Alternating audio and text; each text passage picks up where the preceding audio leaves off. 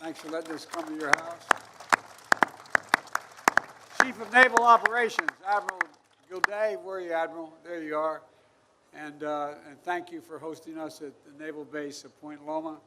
And I also want to thank Representative Joe Courtney, founder of the Bipartisan AUKUS Working Group, and all the members of the Congress who are here today. Thank you for being here. You are a testament to the strong and deep support for this partnership across the United States. Australia and the United Kingdom are two of America's most stalwart and capable allies. Our common values, our shared vision of a more peaceful and prosperous future unite us all across the Atlantic and Pacific.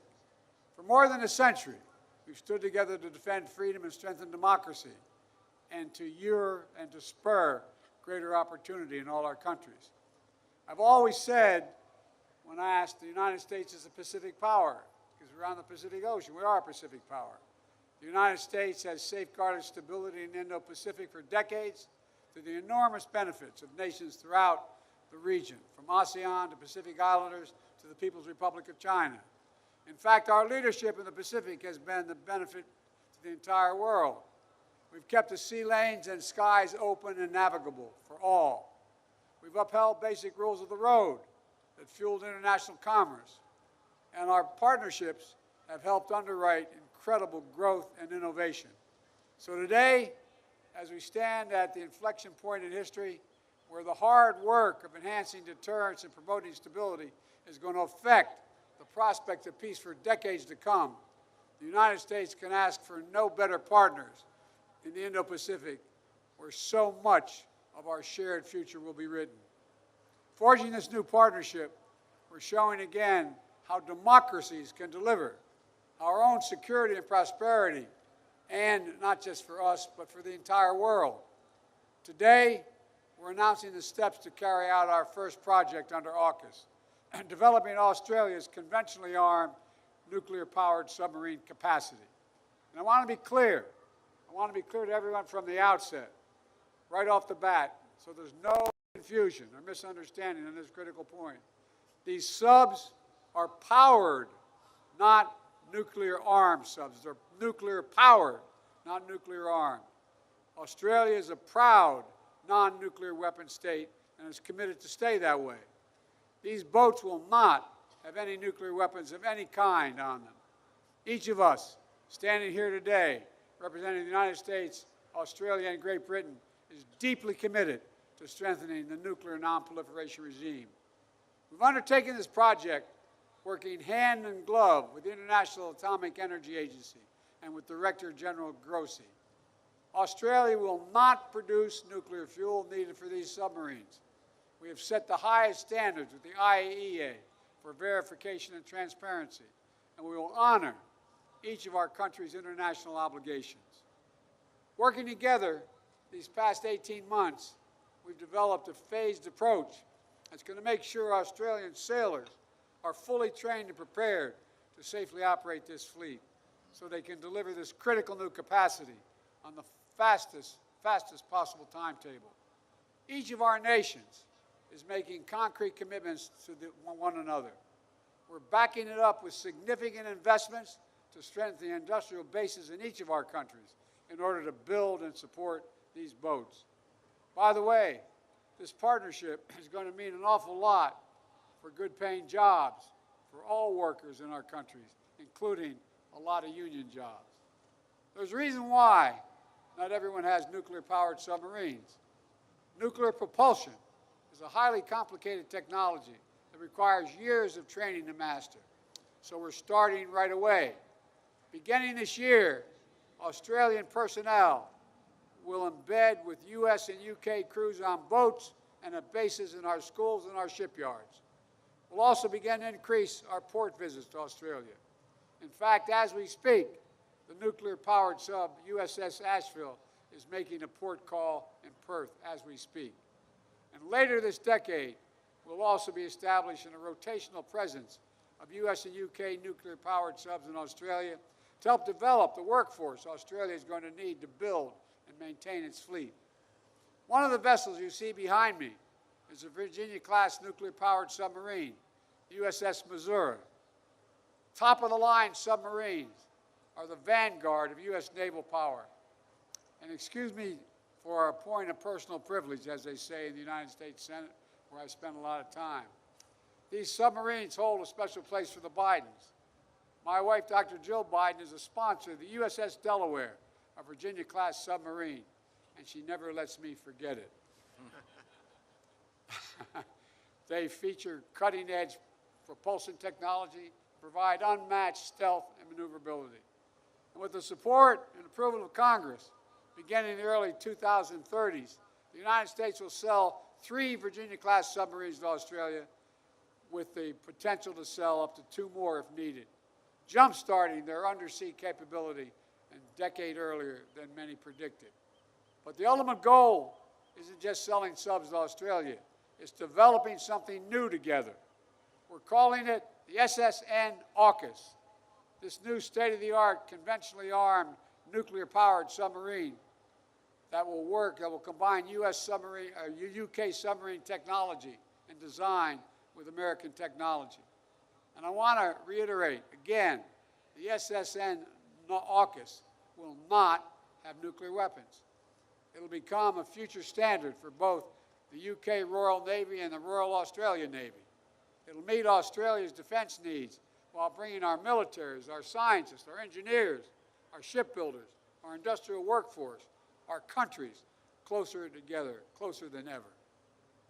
Let me emphasize again, nuclear propulsion is tested and safe.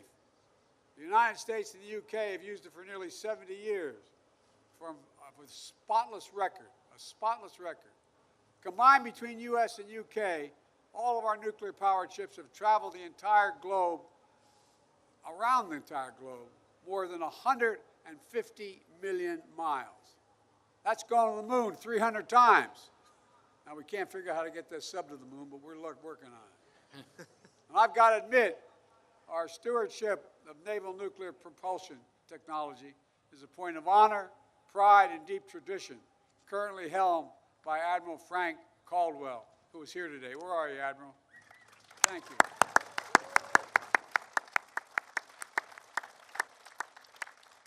And the years of training we're undertaking starting now will ensure that Australia is fully prepared to carry on this tradition and meet the highest possible standards of safety throughout the life of these boats. Our unprecedented trilateral cooperation, I believe, is testament to the strength of the long-standing ties that unite us, and to our shared commitment of ensuring the Indo-Pacific remains free and open, prosperous and secure, defined by opportunity for all, a shared commitment to create a future rooted in our common values. That's the objective the United States shares not only with the UK and Australia. It's shared by our friends in the region, by our friends in ASEAN, the Pacific Island Forum, and the Quad, and other treaty and close partners in the Indo-Pacific and Europe.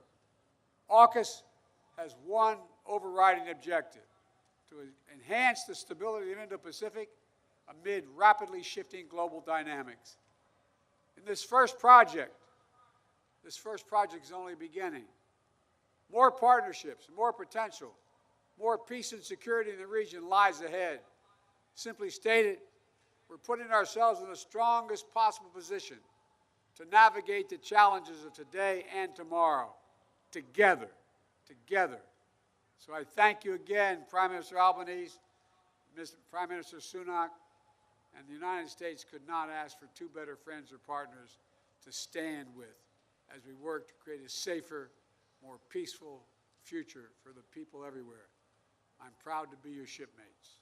Thank you.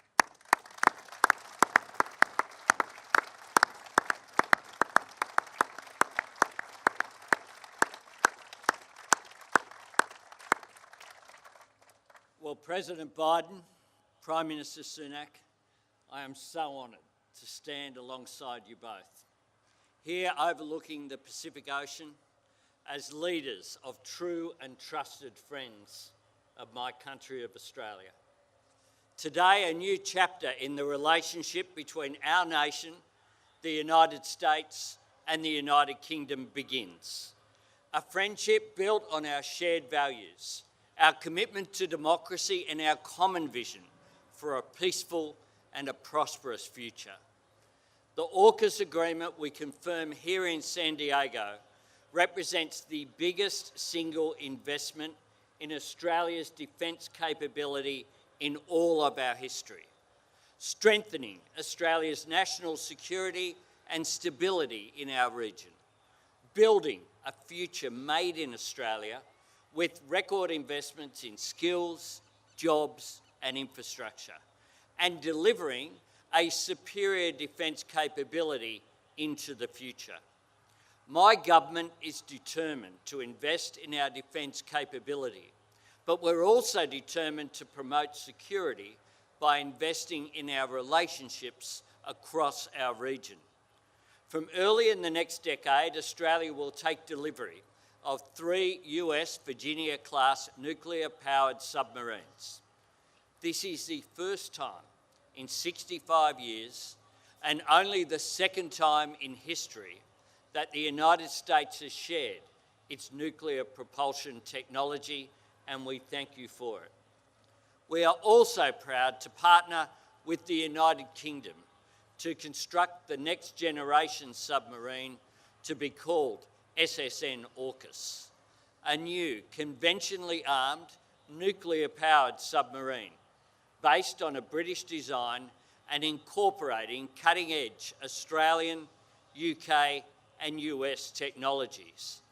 This will be an Australian sovereign capability, built by Australians, commanded by the Royal Australian Navy and sustained by Australian workers in Australian shipyards, with construction to begin this decade. Australia's proud record of leadership in the international nuclear non-proliferation regime will of course continue. We will continue to adhere to all of our obligations under the Nuclear Non-Proliferation Treaty and the Treaty of Rarotonga. Our agreement unlocks a set of transformative opportunities for jobs and skills and research and innovation in Adelaide and in Barrow-in-Furness, in Western Australia and here in the United States. Opportunities that will shape and strengthen and grow Australia's economy for decades and create around 20,000 direct jobs for Australians from many trades and specialisations. Engineers, scientists, technicians, submariners, administrators and tradespeople. Good jobs with good wages, working to ensure the stability and prosperity of our nations, our region, and indeed our world. Our future security will be built and maintained not just by the courage and professionalism of our defence forces, but by the hard work and know-how of our scientists and engineers, our technicians and programmers, our electricians and welders. For Australia, this whole-of-nation effort also presents a whole-of-nation opportunity. We will work with the state governments of South Australia and Western Australia to develop training programs that equip Australians with the skills they need to fill these jobs. Working together, our universities and research institutes will collaborate to train more Australians in nuclear engineering. We are already sharing skills and knowledge and expertise across our borders, lifting the capability and capacity of all 3 countries. Already, today, Australians are upskilling on nuclear technology and stewardship alongside their British and American counterparts. Already, today, there are Australian submariners undergoing nuclear power training in the United States, and I'm proud to confirm, Mr. President, that they are all in the top 30% of their class. Built by innovation and extraordinary and emerging technologies, these boats will present a unique opportunity for Australian companies to contribute, not only to the construction and sustainment of Australia's new submarines, but to supply chains in America and in Britain. The scale complexity and economic significance of this investment is akin to the creation of the Australian automotive industry in the post-World War II period. And just as the vision of my predecessors, Curtin and Chifley, in creating our automotive industry lifted up our entire manufacturing sector, this investment will be a catalyst for innovation and research breakthroughs that will reverberate right throughout the Australian economy and across every state and territory. Not just in one design element, not just in one field, but right across our advanced manufacturing and technology sectors, creating jobs and growing businesses right around Australia, inspiring and rewarding innovation, and educating young Australians today for the opportunities of tomorrow. Our AUKUS partnership is not just about the US and UK sharing their most advanced submarine capability with Australia, although we do appreciate that. It's also about building on the expertise within our three nations so that we can achieve things greater than the sum of our parts. This is a genuine trilateral undertaking. All three nations stand ready to contribute, and all three nations stand ready to benefit. I look out from here today and I see new frontiers in innovation to cross, new breakthroughs in technology to achieve, a new course for us to chart together. Mr. President, Prime Minister, for more than a century, our brave citizens from our three countries have been part of a shared tradition of service in the cause of peace and sacrifice in the name of freedom. We honour their memory today. We always will. While we respect and honour the past, through AUKUS we turn ourselves to face the future, because what the United States, the United Kingdom and Australia hold in common is more fundamental and more universal than our shared histories. We are bound, above all, by our belief in a world where the sovereignty of every nation is respected and the inherent dignity of every individual is upheld, where peace, stability and security ensure greater prosperity and a greater measure of fairness for all, and where all countries are able to act in their sovereign interests, free from coercion. Our historic AUKUS partnership speaks to our collective and ongoing determination to defend those values and secure that future, today, in the years ahead, and for generations to come. A journey that will strengthen the bonds between our nations, as friends, as peers, as leaders. We embark with great confidence in the capacity and creativity of our people, with optimism in the power of what our partnership can achieve, and with an unwavering conviction that whatever the challenges ahead, the cause of peace and freedom that we share will prevail. Thank you very much.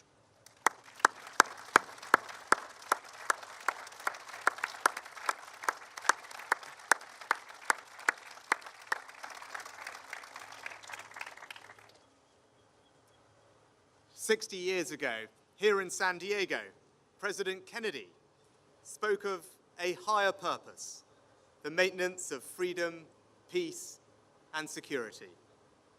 Today, we stand together, united by that same purpose, and recognizing that to fulfill it, we must forge new kinds of relationships to meet new kinds of challenge, just as we have always done. In the last 18 months, the challenges we face have only grown. Russia's illegal invasion of Ukraine, China's growing assertiveness, the destabilizing behavior of Iran and North Korea, all threaten to create a world defined by danger, disorder, and division.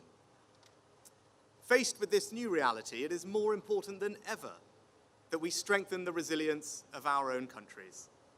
That's why the UK is today announcing a significant uplift in our defence budget. We're providing an extra £5 billion over the next 2 years, immediately increasing our defence budget to around 2.25% of GDP. This will allow us to replenish our war stocks and modernize our nuclear enterprise, delivering AUKUS and strengthening our deterrent. And our highest priority is to continue providing military aid to Ukraine, because their security is our security. And we will go further to strengthen our resilience. For the first time, the United Kingdom will move away from our baseline commitment to spend 2% of GDP on defense to a new ambition of 2.5%, putting beyond doubt that the United Kingdom is and will remain one of the world's leading defense powers. But ultimately, the defense of our values depends, as it always has, on the quality of our relationships with others. And those alliances will be strengthened through AUKUS, the most significant multilateral defense partnership in generations. AUKUS matches our enduring commitment to freedom and democracy with the most advanced military, scientific, and technological capability. Nowhere is that clearer than in the plans we're unveiling today for the new AUKUS submarine, one of the most advanced nuclear-powered subs the world has ever known. And those plans could not happen without cutting-edge American technology and expertise, so I pay tribute to you, Mr. President, for your leadership, and to you, Prime Minister, for your vision of what AUKUS can achieve. And for our part, the UK comes to this with over 60 years' experience of running our own fleet. We'll provide the world-leading design and build the first of these new boats, creating thousands of good, well-paid jobs in places like Barrow and Derby. And we will share our knowledge and experience with Australian engineers so they can build their own fleet. Now, our partnership is significant because not just are we building these submarines together, they will also be truly interoperable. The Royal Navy will operate the same submarines as the Australian Navy, and we will both share components and parts with the US Navy. Our submarine crews will train together, patrol together, and maintain their boats together. They will communicate using the same terminology and the same equipment.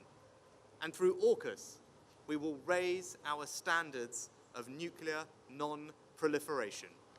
This is a powerful partnership. For the first time ever, it will mean 3 fleets of submarines working together across both the Atlantic and Pacific, keeping our oceans free, open, and prosperous for decades to come. Joe, Anthony, we represent 3 allies who have stood shoulder to shoulder together for more than a century. 3 peoples who have shed blood together in defense of our shared values. And 3 democracies that are coming together again to fulfill that higher purpose of maintaining freedom, peace, and security now and for generations to come. Thank you. With the permission of my colleagues, I don't know whether our friends can hear, but the USS Missouri, can you hear us?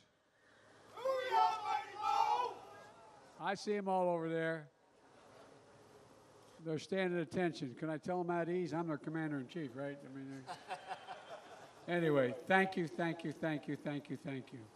You are the best. You're the best. And we're going to be the best in the world, the 3 of us. Thank you all very, very much.